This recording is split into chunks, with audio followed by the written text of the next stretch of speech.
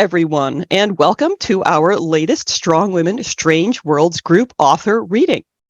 The Strong Women, Strange Worlds is a group of authors supporting authors. Our mission is to elevate the voices of women and other underrepresented gender identity authors in science fiction, fantasy, and horror through events like our bi-monthly virtual QuickRead sessions. You can find out more about Strong Women, Strange Worlds in the handout that we'll be providing in the chat and by visiting the website. This link will also show up in the chat, so you can click on it later. It is strongwomenstrangeworlds.weebly.com. I'd also like to take a moment to thank everybody who has made a tip jar donation. Thank you very much. We appreciate that a lot. I am your host today, Elaine Isaak. You can find out more about me in the provided handout as well. Today, we'll be featuring 6 authors: Frances Lu-Pai Ippolito, J.S. Fields, Meg Smith, Lydia M. Hawke, Carol Gyzander, and K.P. Kulski. Each author will have 8 minutes to read. Are we ready? Let's go. Our first reader today is Frances Lu-Pai Ippolito. Frances Lu-Pai Ippolito is a writer, judge, and mom in Portland, Oregon. Her writing has appeared in Nightmare Magazine, Asian Ghost Stories, Chromophobia, Mother, Tales of Love and Terror, and Unquiet Spirits. Frances co-chairs the Young Willamette Writers Program, a free writing program for high school and middle school students. Frances, take it away. Hi, thank you so much for having me. And then I also wanted to just mention that this year I did soft launch 2 indie presses. One is nonprofit that's geared toward diverse voices, as well as community storytelling through recording oral histories. And also another one, which is listed here, Demagogue Press, which will be geared toward books, but also games. So board gaming and card games, because that's something that we really enjoy doing in my house. Okay, well, I'm going to start reading. Wherever Baba went, Spanker hung from his belt like a stiff limb that had grown on the outside of his clothes. Unlike the punishment paddle, Baba's daughters, had no names. He called us by our rank. I was Sichi, or number 17, among the adopted girls who lived on the farm estate. I don't remember my life before coming here, but I do remember Baba placing me into the toddler bed one night when I was 4. He told me we lived in the hills of Eastern Oregon. I still don't know where that really is, but it doesn't matter. Things are perfect here. Even so, my sisters whisper behind my back, "Why does Baba only beat us? How did she get promoted again?"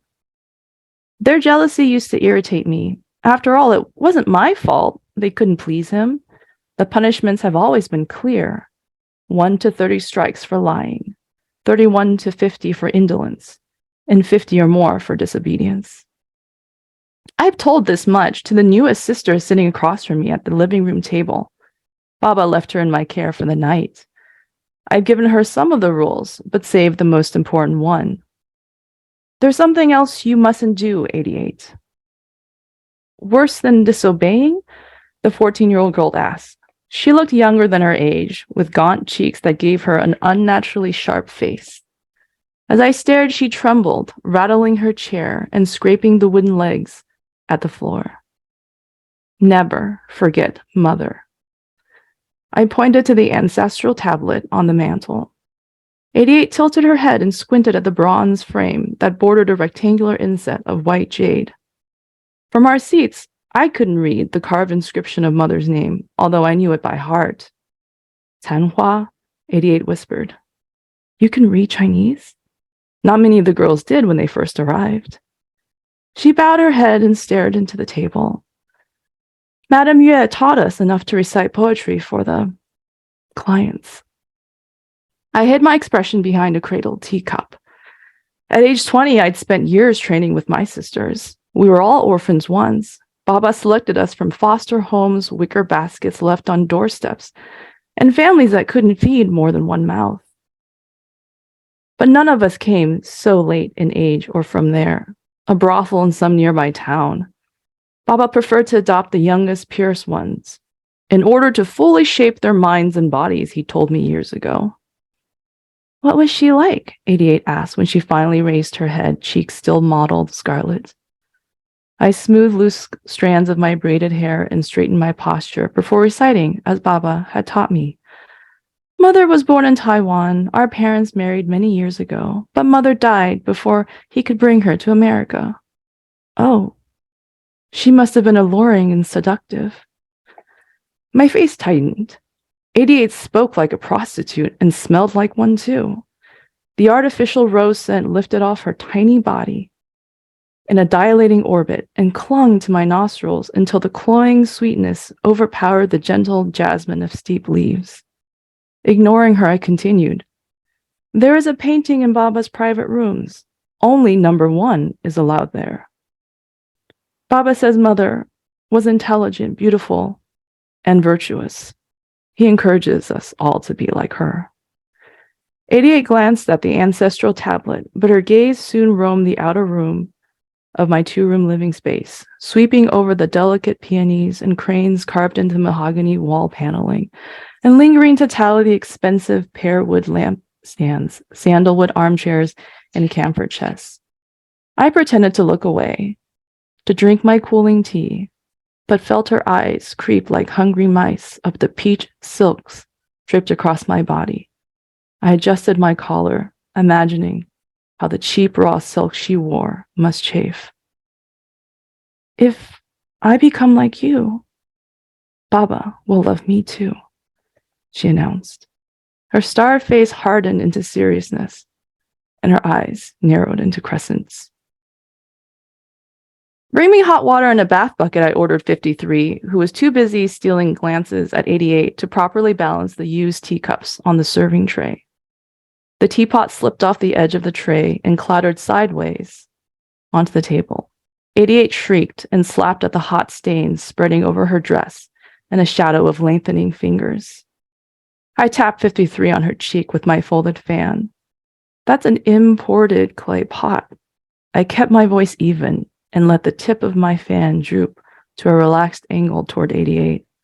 You wouldn't want to break Baba's newest piece, would you?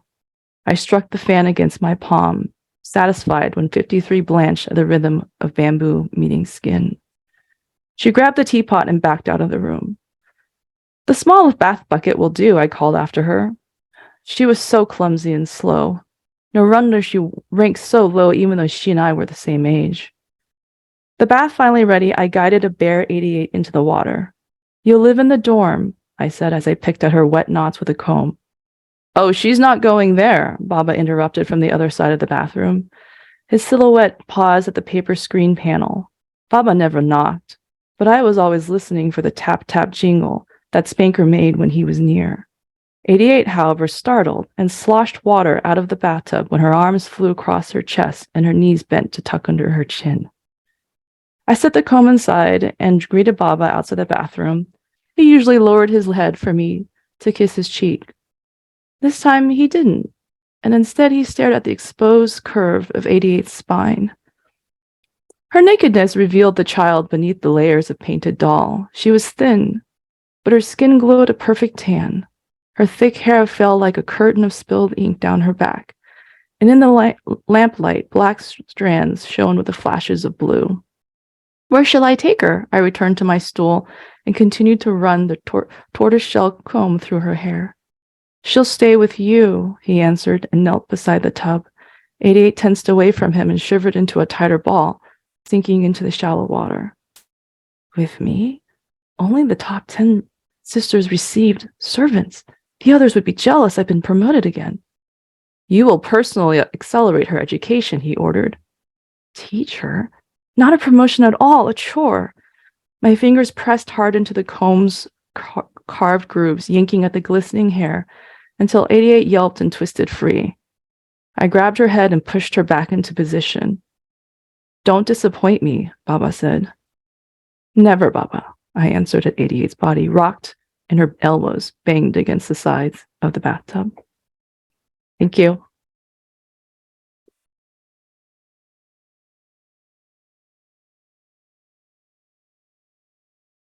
Wow, Frances, that was phenomenal. Thank you so much. You'll have to scroll back through and see the comments that people were making as you were reading. I really enjoyed that one. Fascinating. We're going to move on to our next reader. Our second reader today is J.S. Fields. J.S. Fields is a scientist who has spent too much time around organic solvents. They enjoy roller derby, wood turning, making chainmail by hand, and cultivating fungi in the backs of minivans. J.S., over to you. Thanks, everyone. I'm going to read to you an excerpt from a dystopian science fiction called Queen. Because we're happening right in the middle of the book, a little bit of backstory. This is a tidally locked planet, so sun on one side, cold on the other. It's women only, but not in the horrible way of like Herland in the early turn of the century dystopian fiction. So there's trans women and intersex women as well. Right now, the colonists have learned that, of course, the New Earth government has just been an asshole and has been withholding resources. So they've snuck into a colony and have done, things, terrorist things. Their flyer they've been in has been grounded. They've crashed into the sand side, and the only way out is to seduce some very large beetles to pull their flyer out. So they've gone into a cave to get a special fungus egg, because I'm really into fungi, to get a special fungus egg that has the pheromones that will lure the beetles away. So we're joining them in the cave. They already have the fungus egg, but the beetle is carrying it like precious cargo. But things have gone horribly wrong. So our lead character here is Ember, who is trying to control this beetle that has their precious cargo. The beetles, by the way, are giant. The beetles continued climbing up toward the surface. The clicking became deafening. The incline eased. Her beetle stopped, and Ember scrambled her right leg back under the thorax. She just found a place to hook her ankle around when her beetle reared. As she slid halfway under the wing casing, the beetle's head smashed into the ceiling above them. Snow and clay rained down, and then there was light, pale, diffuse, marginal light, as they burst from the gallery and into the freezing morning. "I can see you, 36 meters up, on a small ledge. Nice work." "I haven't done shit," Ember muttered. Beetles streamed past her now, climbing down the gallery walls and swarming the snow. Thick lines made it impossible to count how many there were, their exoskeletons the color of cooked white eggshells blending in. The rabbits, though, those Ember could clearly see as they streamed from below ground. There was the pod, nestled into its depression and half covered in snow. It wasn't far, but the minimal sunlight cast a sickening orange glow on the snow that turned her stomach more than the beetle ride had. Above, the governmental flyer hovered, its tip rotating from the pod to the beetles, probably just as terrified as they were. The flyer could only see the top of their pod, the rest of it well meshed into the broken ground. "Dr. Schmidt?" Knock's voice came tentatively over the comm. "I'd suggest you move." "Why? What?" The snow was decayed orange peel one minute and the color of old blood the next. Hundreds of beetles, thousands of beetles, snowside and sandside, pushed from the gallery walls and covered the landscape. More rabbits followed, hopping between toes and skittering legs, some of them riding the beetles in the most bizarre rodeo. Ember's feet got pushed from their catchment as her beetle's wings unfolded, and the damn thing took flight, launching itself from the ledge and into the air with far more grace than she would have expected. "I didn't know they flew!" she yelled. "Tara, what the hell?" "This is Varun," the comm said. "Can you get the beetle to the flyer?" The wind stung Ember's eyes, and she blinked back half-frozen tears. "Damn it, Varun, does any part of what is happening look like I am in control?" "Yes, okay, hold on." The comm clicked off. Beetle dove, and Ember yelled as she slid too far forward, her fingers unable to hold. A blinking yellow light caught her eyes from below. They were angling toward the down pod, which had all its lights on. Track lighting, floodlights, emergency chasers, all blinking in tandem in a repeating pattern. All across the ground, beetle butts lit up yellow in response. They were supposed to be, what color? Blue? Ember tried to protect her face from the wind. White? The pattern morphed, but Ember didn't have time to parse it. The ground beetles took flight, joining her in the sky as a flock. Flock? Swarm? Warren? Did it matter? "What the hell did you tell them, Varun?" Ember screamed into the frozen air, her fingers increasingly numb. "That you're the best mate option," Varun responded. "That is Dr. Knox and my hypothesis." His voice hit the wrong octave, and Ember's stomach sank. "If you can get to the flyer, that would be ideal. Although, if you fly another 5 minutes, we could record a few more informations and get another paper." "Fly and do what?" "Get out of the sky, Ember," Nadia yelled. "Tara's going to have a heart attack, and so am I." "I'm open to suggestions," Ember yelled back. No one responded. "Well, fine." This time when her beetle took another dive, Ember loosened cold fingers and let herself slide forward. Her feet flipped in front, and she flipped too. She then grabbed the underside of the head as her feet dangled in the beetle's eyes. It pitched left, and she slid with it, hands skimming the chitin, the skin sharp edge separating her skin. She kicked her legs, trying to find purchase. The exoskeleton was too slick, however, despite its striations. She kicked again, tried to dig her heels in, and screamed a few times for good measure. The beetle turned upside down and then flew in circles. Confused, angry, or simply trying to dislodge her, she couldn't tell. She found purchase, finally, as a booted toe struck the soft mycelium, the fungal egg, and buried inside. The beetle screamed. Beetles were not supposed to scream. Ember lost her grip and slid down, crashing, sinking into the mycelial egg, surrounded by a rotten apple smell laced with the distinct odor of bread mold. She hit a solid cylindrical thing, probably the forming mushroom inside the egg, and wrapped herself around it, spitting tacky fluid from her mouth. It was a truly fantastic coincidence that she'd already lost her headlamp. Ember? Asher's voice chirped, muted, through the comm. You're coming up on the colony flyer now. Any chance you could get the beetle to go down a bit? Maybe attack? Ember kicked at the white and green around her. Tell me when we're just above. I'll see what I can do. I don't like the tone in your voice. That's your don't ask me too many questions because you won't like the answer voice, said the AI. So don't ask any questions. Ember raked her broken, gunked fingernails at the bottom of the egg. Mycelium peeled and separated. Lights flickered among the mesh. In terms of stupid things she'd done in her life, this ranked equal to the time she and Terri had snuck out of the colony dome and had very loud sex in the entry to an abandoned beetle gallery. She hadn't seen any rabbits then, but that didn't mean they weren't there. That was a good memory. It was good to die with a good memory. Now, Asher said. Ember kicked her heels into the brightest, thinnest spot at the base of the egg and fell. And I wanted to keep it short, so.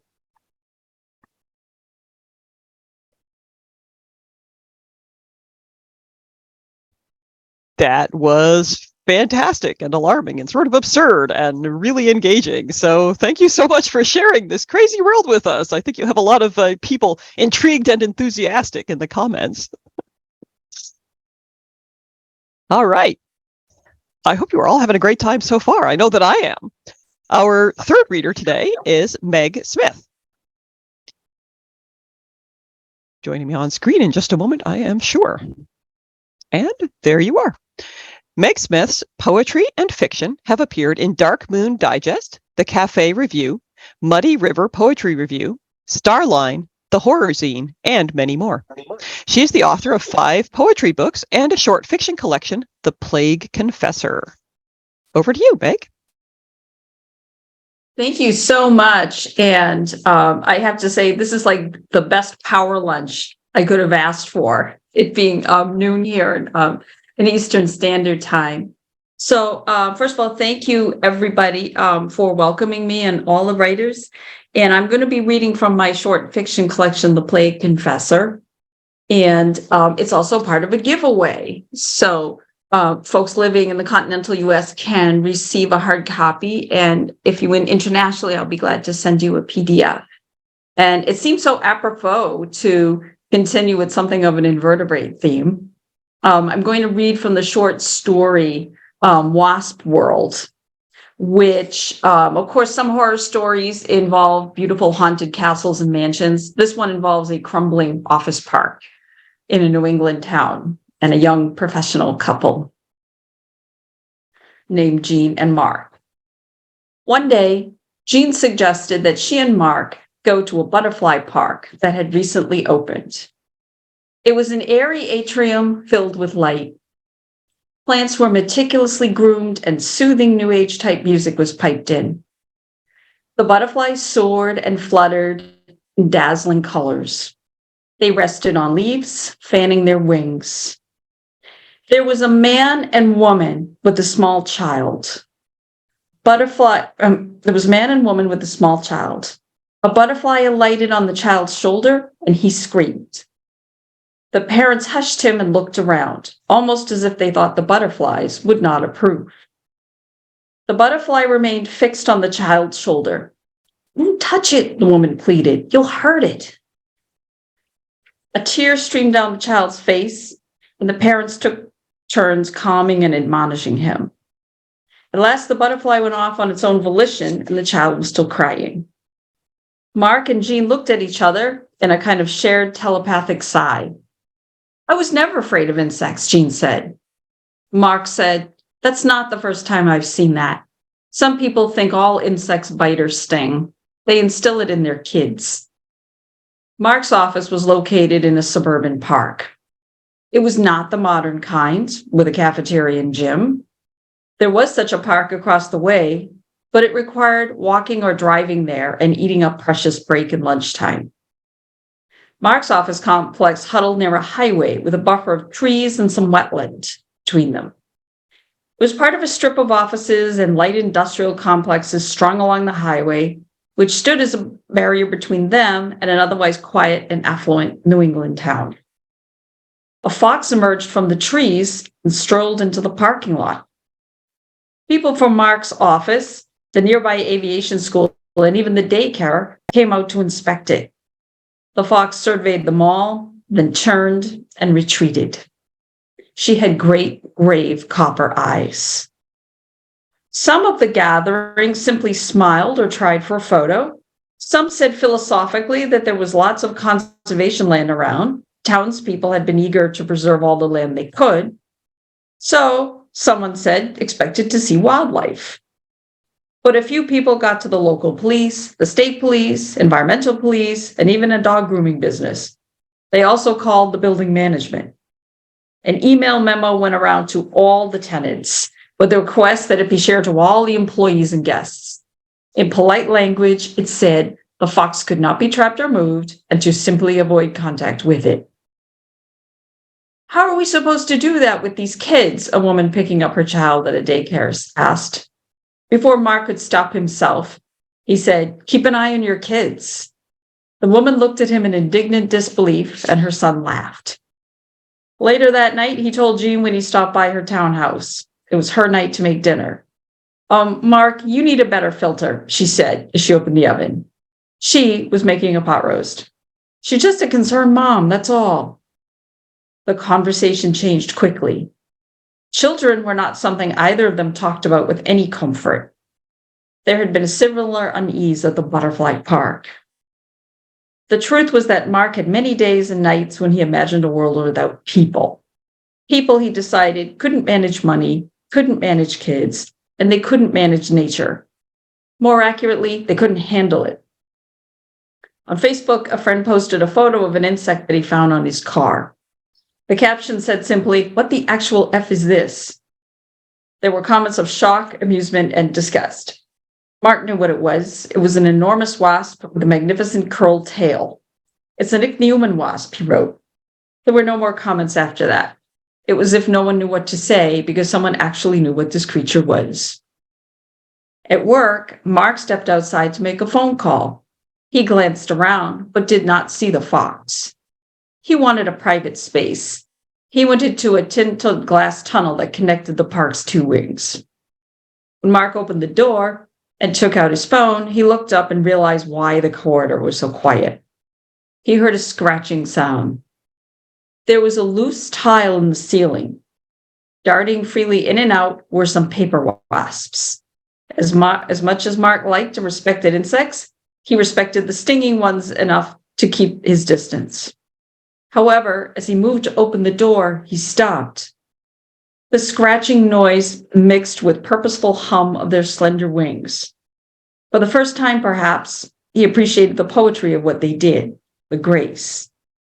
Through the displaced tile, he could see just a faint outline of the exquisite honeycomb of their nest. They paid him no attention. He posed no threat, after all. That was both satisfying and unnerving. He, the human many times their size, capable of calling an exterminator with a firebomb, posed no threat. They seemed to know it. He was sure they did. After work, Jean came over. His turn to cook dinner. Spaghetti. It was not lost on her. She had made a pot roast. He was boiling up spaghetti. She sat on the couch, peering over the divider that separated the small living room from the kitchenette. As he stirred, he wondered if she would get up and help. She would not. It was a quiet protest, and he knew it. He looked past it and told her about the wasp nest. I'm not really a fan, Jean said. I told you, remember, my mother and father set up bluebird boxes in the marsh. Yeah, you said that. It was a good idea, he said, looking at the bubbling water. Did you forget what happened? Wasps came and killed the baby birds, she said. And those butterfly boxes, they build nests in there, too. Well, they're very adaptable. Butterfly boxes, office parks. I don't know why these shitty species are adaptable and the nice ones aren't. Like starlings, all over the damn place, knocking out the bluebirds.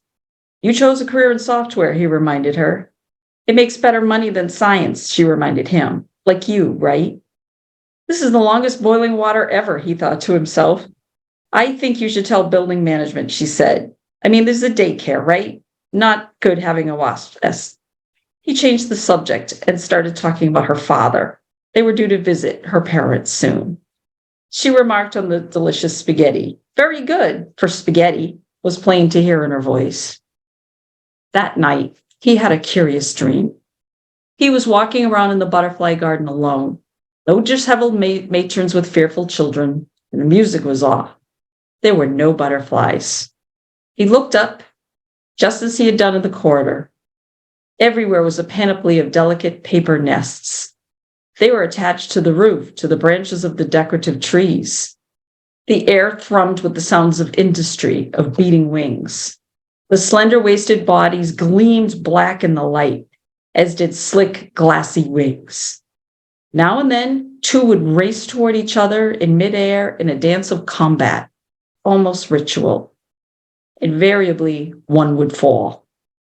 Then two massive clouds sped, blended in a crash like the cymbals of an orchestra. It was a ballet of war, an epic war, like that told in the Iliad or the Mahabharata. Bodies fell gloriously, like Hector of Troy or Achilles, great, even in their defeat. Thank you for listening. Meg, wow, you certainly got people going with that. We were all in with the butterflies. We were on their side, and now we're kind of worried at the end there. So that would be a fascinating story to keep reading. Thank you so much for sharing it. Oh, thank you. Our fourth reader today is Lydia M. Hawke. Lydia M. Hawke is a Canadian writer of paranormal women's fiction who is on a mission to reclaim the term crone and make it positive again. A wife, mother, and grandmother herself, Lydia's newest series features a woman who discovers her magic and her power at the age of 60. I can't wait to hear this. Lydia, take it away. Good afternoon, and thank you all so much for inviting me and for showing up for this. This is so much fun, and I'm so excited to be here with all of you. I am going to be reading to you from Becoming Crone. It is the first in my Crone Wars series. Note the little play on words there, Crone Wars, Clone Wars. I love that one. We're going to be jumping in partway through chapter 6. So to give you a bit of context, our intrepid heroine has just discovered a mysterious gate in the forest with a stone gargoyle sitting on top of one of the gateposts and instructions to knock written on a plaque beneath. Here's what happens next. Feeling intensely foolish, I raised my free hand, curled my fingers into my palm, and rapped on the plaque. Once, twice, a third time. The words and melody of the old song looping through my brain as I did so. Knock 3 times. Nothing happened. I waited a full minute, counting off the seconds under my breath and flexing tender knuckles. The gate stayed closed. Nothing moved in the shadows on either side of it. The woods stayed silent but for the buzz of cicadas and chirping of crickets behind me. I tightened my lips and raised my fist again. 1, 2, 3 raps. Another minute. Another 3 raps, hard enough to make my bruised knuckles protest and the breath hiss from me. A third minute of waiting. My sense of foolishness increased. Was I, a grown woman old enough to know better, really standing in the semi-gloom of the forest, knocking on a stone pillar? And worse, expecting someone to answer? A breeze whispered through the trees and under my shirt, carrying with it the scent of damp earth and pine trees. I shivered in its chill. I seriously needed to get moving if I wanted any daylight left for my walk home. I slipped the pendant chain back over my head. One last time, my inner Edie voice insisted, and then you can go. My inner Edie voice was as much of a pain as the real thing, but I lifted my hand and knocked again. Once, twice. Goddess above, woman, rasped a voice like gravel scattering across stone. I heard you the first time. It's not like I can hop down in just a few seconds after being stuck up here for decades. A little patience, please. I yelped, fell backward over a tree root, and landed on my rear end amid dead pine needles and twigs. My head snapped back, and my gaze zeroed in on the huge stone gargoyle, slowly uncurling itself to stand upright on the gatepost, at least double in height than the mere 3 feet I'd thought it. My brain froze, refusing to accept what my eyes said they saw. I blinked, squeezed said eyes closed, blinked again. The gargoyle jumped down from the gatepost, landing with a whomp that shook the ground beneath me. Stone feet sank up to their ankles into the soft earth. A massive head tilted first to one side, then the other, as the gargoyle stretched its neck. It heaved a deep sigh. Better, it said. Then it stared down at me with blank stone eyes devoid of pupils. Well? I said. The gargoyle raised what wasn't quite an eyebrow. Its stony, no pun intended, gaze raked my sprawled form from head to toe. It heaved a sigh. Well, it said again, are you going to lie there all night, or are you going to unlock the gate? I looked past the hulking form to the gate. I don't have the key, I wanted to say, but no way was I going to start conversing with what I now had no doubt was a hallucination. I was going to pick myself up from the ground, get back to the road, and get my butt back home as fast as I could manage. And first thing in the morning, I would call my doctor and I squeaked and scuttled backward on my butt as the gargoyle reached for me, certain I was about to be crushed. But with surprising dexterity, stone claws lifted the chain from around my neck, and then the gargoyle turned to the gate and fitted the pendant into an indentation on a flat panel I hadn't noticed, a pendant-shaped indentation. The latch disengaged with a rusty protest, and the gate swung inward on hinges that squealed from disuse. The gargoyle looked back over its shoulder. You're still on the ground.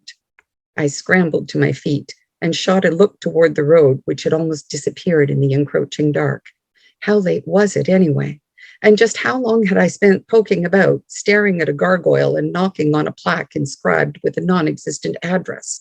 Merlin would be starving, and Edie was supposed to come by for tea on the porch after dinner, and I looked back at the waiting gargoyle and the open gate. A faint glow with no discernible source illuminated the path on the other side. I swallowed. Kevin, said the gargoyle. I beg your pardon? I responded out of sheer surprise. My name, said the gargoyle. It's Kevin. Ah. Stone hands. Paws settled onto stone hips. Haunches.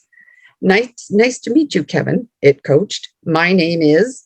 I wondered what it meant when a hallucination started coaching you on manners. I sidled toward the thicket that stood between me and a pell-mell run to safety. I mumbled, it's Claire. My name is Claire. Lady Claire, it said, sounding very much like it was correcting me. I blinked again. What? You are Lady Claire now. It handed the pendant back to me, and I accepted it automatically. You are crone. You are Lady Claire. I shook my head and shifted another step away. You're mistaken. I'm not who you think I am. Belatedly, I bristled at the unveiled insult. And I'm not a crone. Not a crone, just crone. And that's different how? Kevin frowned and countered. How is it not different to serve the Morrigan? Serve? I backed into a thistle and bounced forward again with a yip. I wouldn't wait until tomorrow for medical attention, I decided. I'd call Paul when I got home, and he could take me to the hospital. I was pretty sure they had a psychiatrist on call in the emergency ward. Or maybe I could ask Jeanne to take me. Having a nurse along might expedite things, get me seen faster, and the gargoyle turned and stomped through the open gate. Despite myself, perhaps because on some level having an imaginary sentient gargoyle keeping me company in the shadowy gloom seemed preferable to finding myself alone, I called out, "Wait, where are you going?" Its gravelly answer floated back through the night. "The house," it said. "Follow or not, as you please. But I'm tired of standing around talking. I'm hungry." Hungry. The living stone gargoyle was hungry, because of course it was. And I was a crone, sorry, I was just prone, serving something called the Morrigan, and what did gargoyles eat anyway? I stared after the stone figure that had continued down the path and disappeared around a corner into the trees. The gate remained open. Dark crept closer, until it felt like the shadows themselves breathed down my neck. I swallowed. Dear God, when I decided to lose my mind, I didn't hold back, did I? A twig snapped behind me and I jumped, clamping a hand over my mouth against the squawk that wanted to emerge. I needed to go home, now.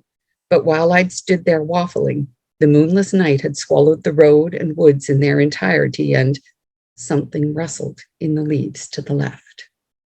And I will leave you there.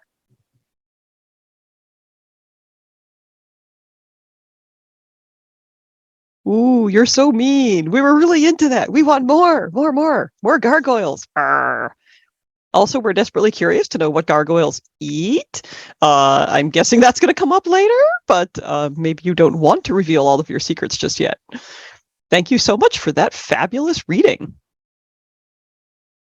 Our fifth reader today is Carol Gyzander. Bram Stoker Award finalist Carol Gyzander writes and edits horror and sci-fi. Her cryptid novella, Forget Me Not, is set in Niagara Falls in 1969 and 1939. Her latest horror anthology, A Woman Unbecoming, benefits reproductive healthcare services.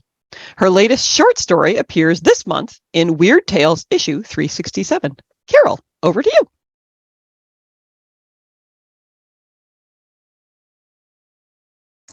Thank you so much. I'm very excited to be here. And I'm also very excited to have a story in Weird Tales, which has been out for 100 years. This is the first issue of the second 100 years of Weird Tales, which has weird and strange stories, horror, and others.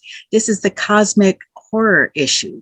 And my story is called Call of the Void, L'appel de vide. And you may be familiar with that. That's that feeling that calls you over the edge when you're standing on the top of a bridge or whatever. So let me jump right in. Ellen adjusted the aperture of her Nikon D850 in the dark and triggered the long exposure shot. It was hard to see the various dials, but she didn't want to turn on her flashlight and ruin her night vision. After all, that's why she was out there by the side of the deserted road through the open Utah terrain to take pictures of the night sky over the formation called Medusa, a huge chunk of red rock that jutted up from the ground, surrounded by multiple slender stone pinnacles that looked like the Gorgon's hair. With a 60-second shot underway on the tripod, she sat back and tried to relax. This trip was the first thing she'd done for herself in years. Between her mother's terminal Alzheimer's and taking care of the funeral details, Ellen was exhausted. She had been suspended in time, trapped to repeat the same routine of care every day. Her work contacts had fallen away as she was unable to get out and do her photography, and she'd lost track of her friends since she was never able to leave her mother. Nobody cared about a single 50-year-old woman. Few had even reached out after her mother's passing. She hugged herself and looked around the desolate open space of the Utah Red Rock country. The empty vista pretty much summed up her position in life. All alone, no people, and nothing living within view. But was that true? A flicker of motion caught her eye, and she looked back toward where the camera was aimed. A luminous tremor radiated into the night sky from Medusa, then vanished. She shrugged and wrote it off as a reflection from the stars overhead. More motion. A line of ants crossed the ground at her feet, heading toward Medusa. Weird. Were ants nocturnal? She sighed. Why was she there? She'd booked the trip on an impulse, and it had been all she could do to get herself on the flight, considering her fear of heights. Now, she was broke, her photography business was in shambles, and she needed to get to work and straighten out her life, figure out what she wanted to do now that she was alone. What did she want to do? She sat back in the folding chair, looked up at the night sky that dwarfed her, making her seem tiny and insignificant. Ellen felt like a bug trapped on the bare roof of a speeding car as life passed her by. After her father and then her mother had disappeared into Alzheimer's, the odds were that she'd come down with it as well. What was the point of trying to get her photography business back if she was going to wind up like her mother? Was there something else? Some higher purpose? A solitary howl reverberated across the lonesome land, causing her to shiver. The subtle click of her camera shutter drew her attention, and this time she set up a series of photos. More to give her something to do than because she really wanted them, but that's what her business used to be. Ellen's mother had been obsessed with this area at the end. Her anthropologist mother, who studied the indigenous people of the area and knew about their history and culture, had talked about going back to Utah and seeing the national park near Moab again, and especially Medusa. So that was it. That was why she was here, looking for some meaning because she had heard so much about it every day for the last few years. She wondered if her mom had just been falling back into her anthropological work of the past, as Alzheimer's reduced her understanding of the current day, or if something here had been drawing her back. She sighed and packed the equipment into the rental car, then headed to the hotel for a few hours of sleep. The next morning, Ellen jumped out of bed when a blaze of light hit her eyes, thinking she heard someone call her name. Did her mother need her? No, her mother was gone. But what was that light? It glared through the drapery covering the sliding glass door to the patio, streaming across her face and pulling her to the window. Her heart pounded. She yanked back the curtain to be greeted by morning sunshine that set the sandstone cliff outside her room aglow like molten amber. It radiated warm energy as if the mountainside was alive. Camera! Where was her camera? She scrambled as fast as she could and dashed out in her nightgown to capture the shot before the sun shifted, drawn like a bee to a fresh flower. There! A few series of bracketed exposures from different angles, and she hoped she'd caught it. She felt a tickle of excitement for the first time in years. There was more to see out there, more pictures to take. She dressed in a hurry and grabbed a granola bar from the supplies she'd picked up on her way from the airport. 15 minutes, she slurped her coffee from the hotel room's Keurig and scrolled through the images she downloaded. Not bad. Some of the pictures came out very well from the night before. The night stars were radiant in the Utah sky and much clearer away from the light pollution so close to New York City. Something was different about the last picture, though. She had positioned the Medusa formation with the field of stars arrayed above it, but the stars seemed to subtly move and change around it as she stared at the screen. She blinked. That couldn't happen. This was a still photograph, not a video image. What was moving? Her eyes traced the play of light sliding along the surface of the red rock that reached out of the flat countryside in the picture, like a hand. Yes, the hand image was especially apt because she saw threads of light moving across the surrounding pinnacles as if it were beckoning to her. She headed out to do her hiking. Her morning route took her along the road past several standard tourist attraction formations. Massive piles of red rock sprung up across the land like a sprawling graveyard of fossilized titans, and they all had names. Fiery Furnace, Dark Angel, Sheep Rock. One was called the Three Gossips, and the three towers did look like they were chatting with each other when viewed from a certain angle. Her skin prickled. Were they talking about her? Tourists posed in front of the formation, so it was hard to get any pictures without people in them. Medusa was so far off in the distance that she could barely see it from there. She parked and hiked a trail around Wolf Ranch, one of the early white man settlements in the area. Her mother had studied the nomadic Shoshone and Utes and Paiutes who had lived there first. And she saw a tiny wooden cabin built into a depression in the ground. Interesting, but she gasped when she came around a turn in the trail, stopping face to face with a petroglyph scratched into one of the red cliff walls. It showed a series of four-legged animals with horns, all moving in the same direction toward what? The rock in front of the animals had broken off, and there was no way to know if something else had been depicted there. Away from something or toward something else? No way to know, but they were clearly on the move. And as you can imagine, she's going to go and discover a little bit more about what is going on out in the distance there. Thank you for listening. If you're interested in joining my mailing list, I'd be happy to send you a copy of A Woman Unbecoming. This is an anthology of horror stories that we put together in immediate response to the reversal of Roe v. Wade. And it's got stories of women's rage, horror, and redemption. So thank you for listening.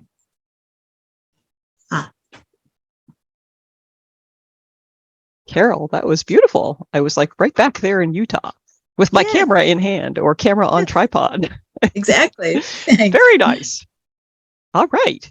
We are down to our final reader, and I am so sorry to see this reading come to an end, but I am sure that the last one will absolutely be worth it.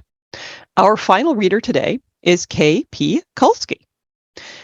K.P. Kulski is a Korean-American author and former history professor.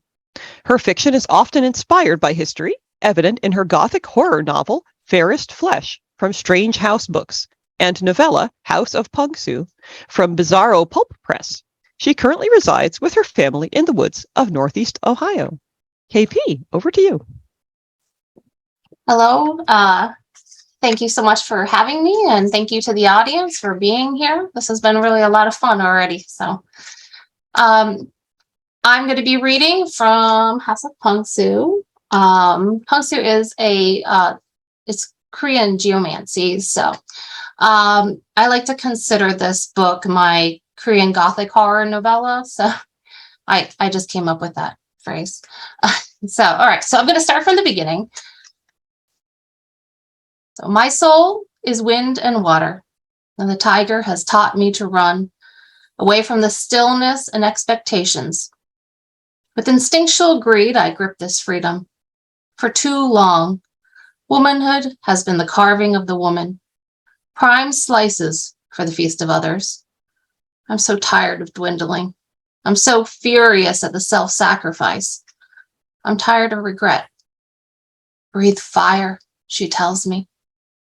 How? I ask, considering the possibilities in desperate glee. She smiles. First step. Her hand ushers me forward, and she lowers her voice. The first step is the dying.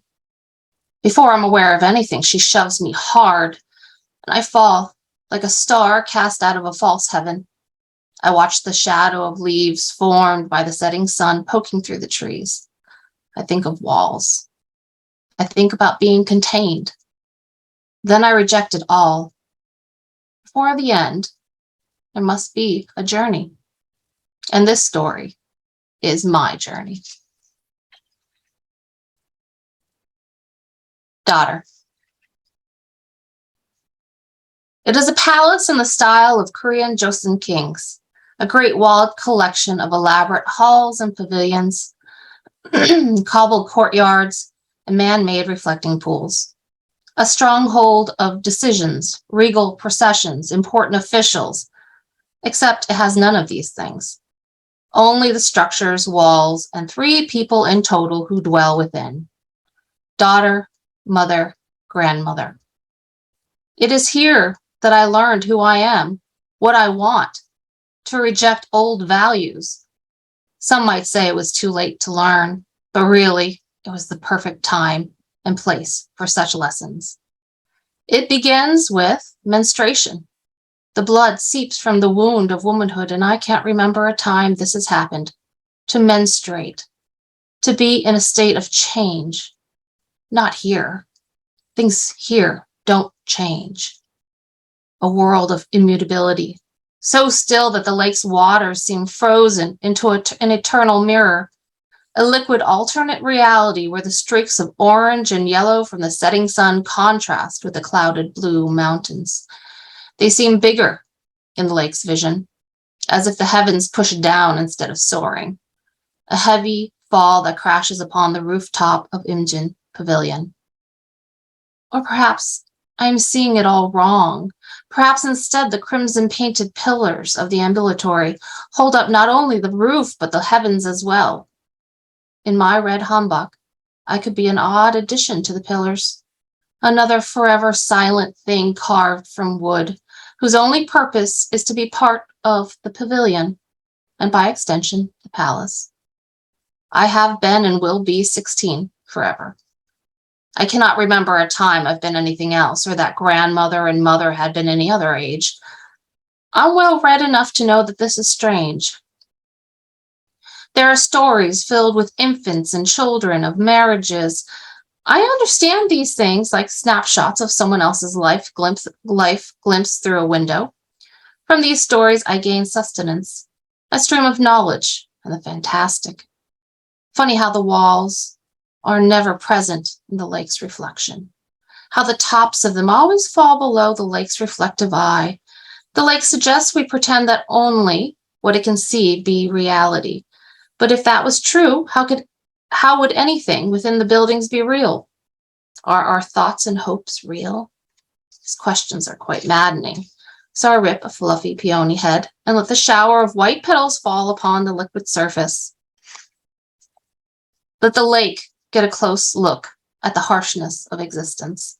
Let it smell the perfume and taste its beauty, and then let it be touched with its brutal end. I can only look with my eyes and see the wall, how thick it sprouts from the dusty ground, towering whitewashed stone. It pretends not to trap us in, looking endless as it runs the length of the large grounds. But I know it turns, runs, and then turns again and again, in sharp angles, jutting and trapping us within. Animals within a gilded cage, a cage that hints there may be something more outside. Mountains in the distance and trees swaying in breezes beyond the wall. An excellent artist must have painted them because they seem genuine. Just enough embellishment to make the viewer imagine the cool touch of mists upon its tops, but never feel them for herself. And shouldn't I be satisfied existing here? I can almost hear the jailers in my mind.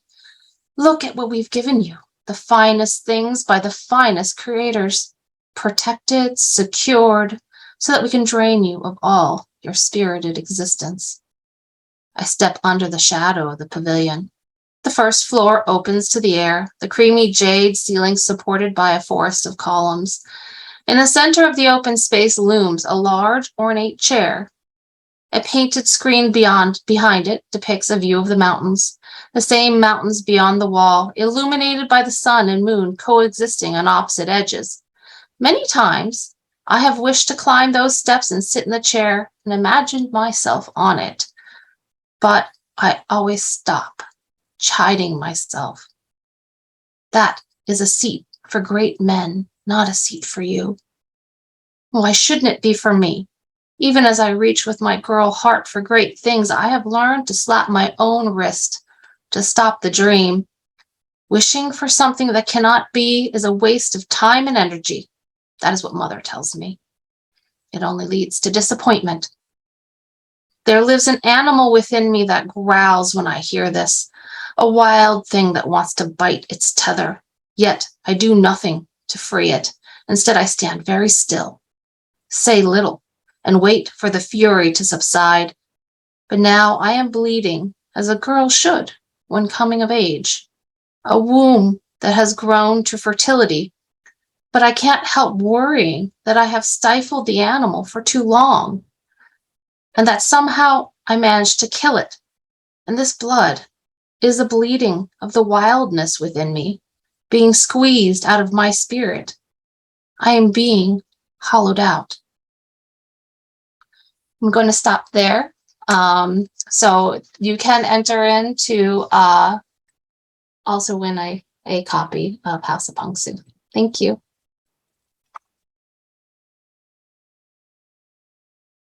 Thank you so much for sharing that vivid and beautiful story. I think people are very intrigued to know what's really going on in the secret of the castle and of the lake. That was lovely. So now is the moment, sadly, when we must say goodbye to some folks, and also that you can hang out for a little bit longer, and hopefully our authors will be able to stay on for a few more minutes for your questions. Thank you so much to everybody who came out today.